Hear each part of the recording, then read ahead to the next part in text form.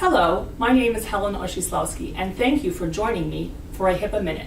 Today's question is, what is HITECH and Omnibus? HITECH is an acronym for a federal law called the Health Information Technology for Economic and Clinical Health Act.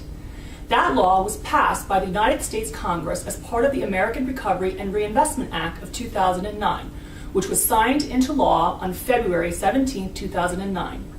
Through the HITECH law, Congress mandated several areas in the HIPAA privacy rule be changed, including 1. Requiring providers to notify patients which have a security breach and, if it's compromised, the privacy of their identifiable personal information.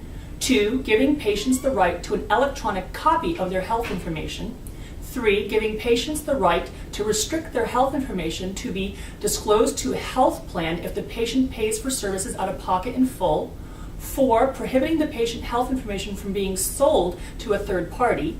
5. Requiring vendors who need access to patients' health information to provide certain services to providers to be directly liable for compliance with HIPAA. And 6. Prohibiting certain marketing activities using patients' health information, among others.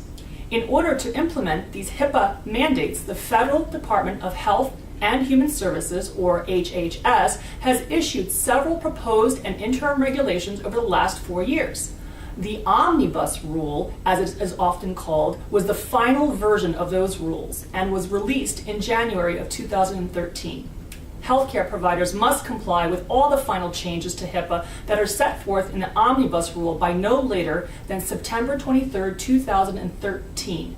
Providers must, by this date, complete all necessary revisions to their Notice of Privacy Practices, their HIPAA Business Associate Agreements, their HIPAA Privacy and Security Policies, and their HIPAA Authorization Forms.